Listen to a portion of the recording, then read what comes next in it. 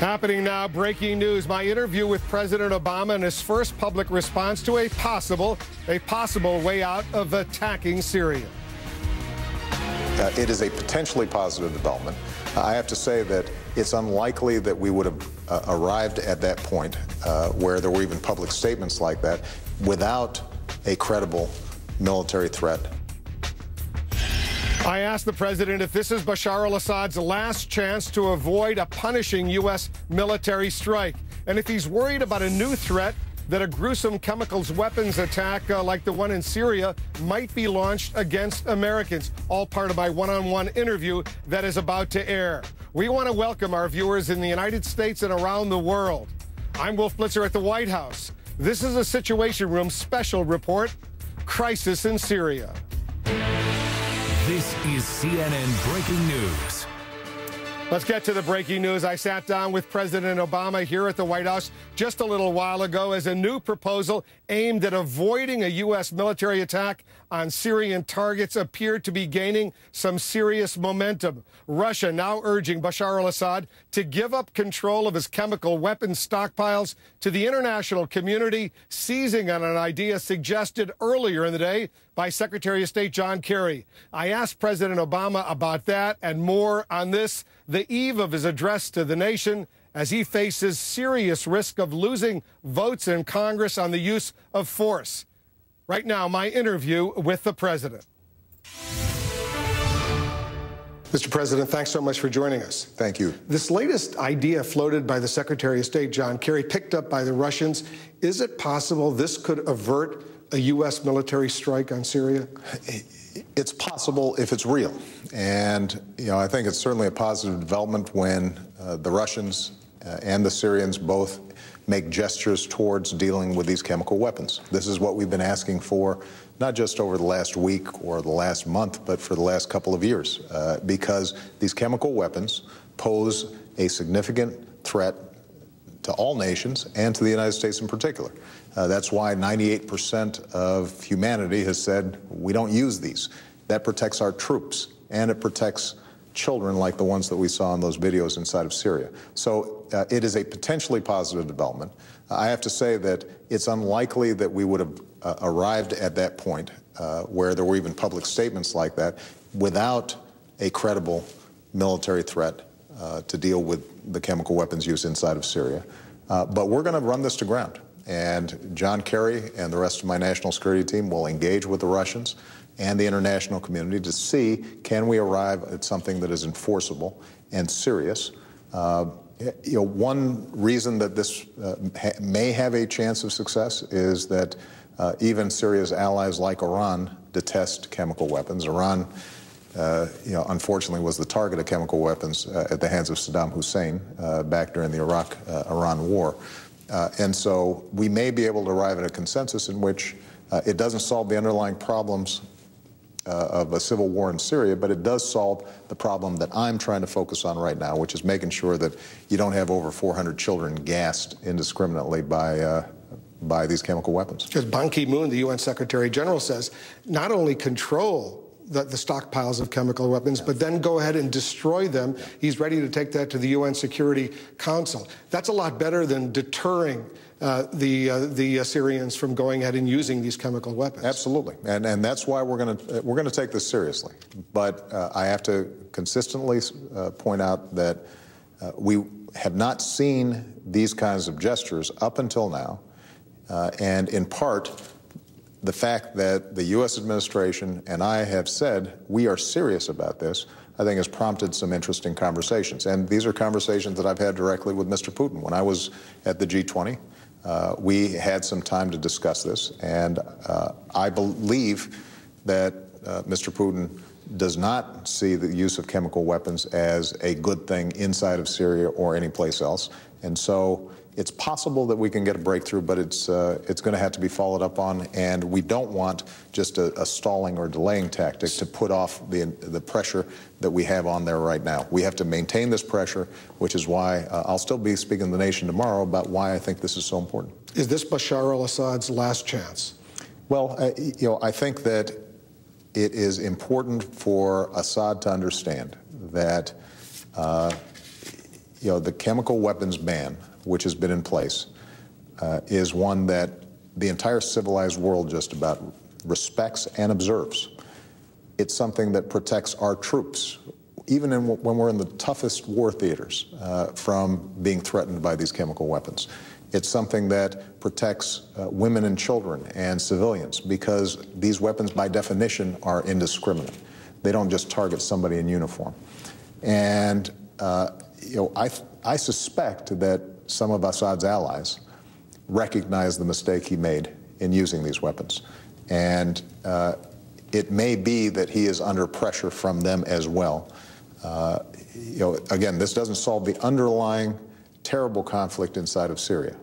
But if we can accomplish this limited goal without taking military action, that would be my preference. On the other hand, if we don't maintain and move forward with a credible threat of military pressure, I do not think we will actually get the kind of agreement I'd like to see. You're being seen right now on CNN and CNN International around the world, including in Damascus. Right. What I'd like you to do, Mr. President, if you're amenable to doing it, look into the camera, talk directly to President Bashar al-Assad, tell him specifically what you think he must do to avert a U.S. military strike. I don't need to talk in the camera. I suspect he's got people who will be watching this. He's probably watching it himself. We've been very clear about what we expect, and that is, do not use chemical weapons. Control the chemical weapons, and now, because we've seen Assad's willingness to use chemical weapons, we're going to have to go further and give the international community assurances that they will not be used, potentially by getting them out of there. At minimum, making sure that international control over those chemical weapons takes place. That can be accomplished, and it does not solve the broader political situation. I would say to Mr. Assad, we need a political settlement so that you're not slaughtering your own people. And by the way, encouraging some elements of the opposition to engage in some terrible behavior as well.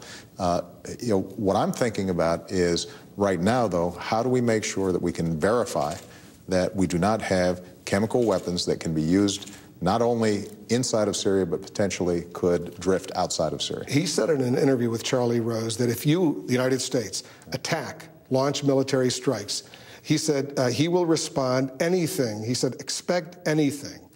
Not only from him, but from his allies. That sounds like a threat to the United States. Yeah.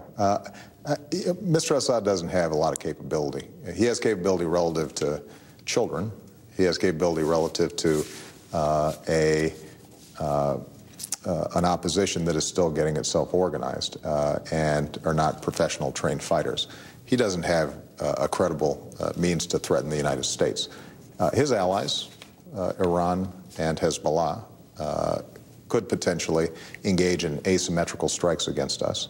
But frankly, the kind of threats that they could pose against us are typical of the kinds of threats that we're dealing with around the world and that I've spoken of recently, which is embassies that are being threatened, U.S. personnel in the region.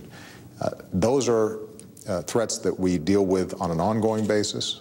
They are always of concern. Obviously, we saw the situation in Yemen just a few weeks ago where we wanted to respond by getting some of our folks out of there. But the notion that Mr. Assad could significantly threaten the United States is just not the case.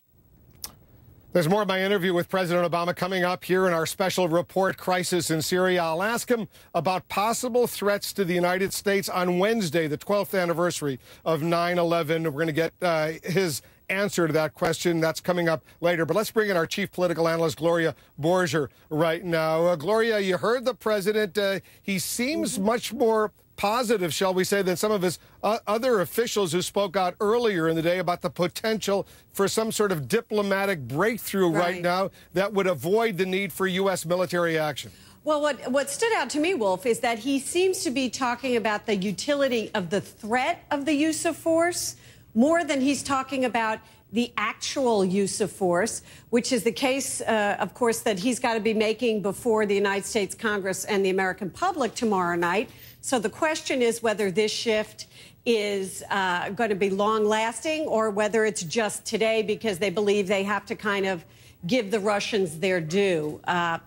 We don't know the answer yet, Wolf. We will continue this analysis of what's going on. Stand by, Gloria. We have a full panel also standing by with more thoughts on what President Obama just said in the interview with me and what he didn't say. More of my interview with him, that's coming up as well.